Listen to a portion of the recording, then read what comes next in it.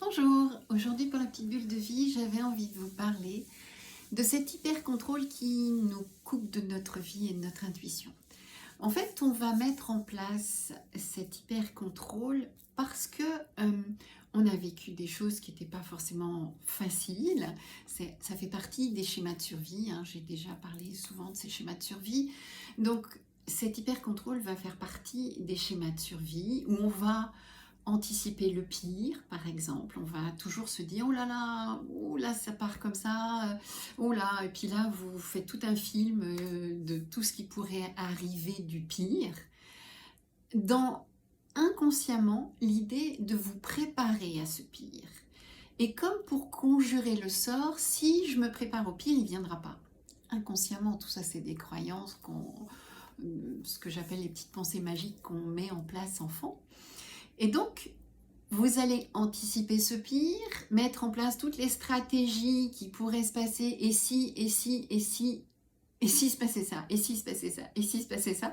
Et donc, dans le pire, qui va jamais arriver, et donc vous faites tout un cinéma où vous puisez sur votre capital énergétique, vous puisez aussi sur toutes vos ressources parce que c'est épuisant d'imaginer le pire et d'imaginer de se faire un film de toutes les stratégies qu'on pourrait mettre en place pour contrecarrer ce pire. Et tout ça, c'est du vent.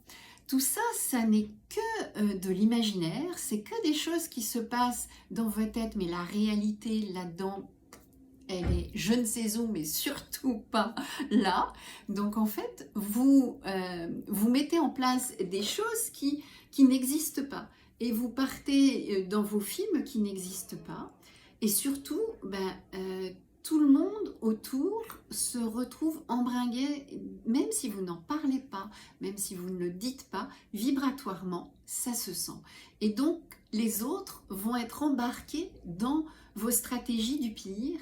Les autres vont se retrouver embringués dans votre hyper-contrôle où vous contrôlez ceci, vous mettez en place cela, vous regardez si, au cas où. Et en fait, tout le monde se retrouve embarqué là-dedans, se retrouve aussi dans un stress, s'il y a des enfants là-dedans, dans un stress où ils imaginent aussi que le pire peut arriver, sans que vous en ayez parlé, mais il suffit que vibratoirement vous soyez là-dedans, et en fait, l'enfant, il embarque là-dedans, il n'y a pas de souci, l'enfant, il absorbe vibratoirement ce dans quoi vous êtes.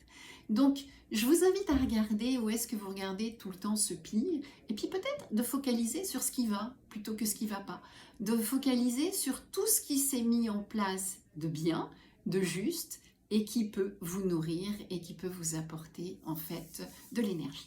Voilà, vous pouvez toujours me retrouver sur YouTube, Instagram et Facebook. Bye bye.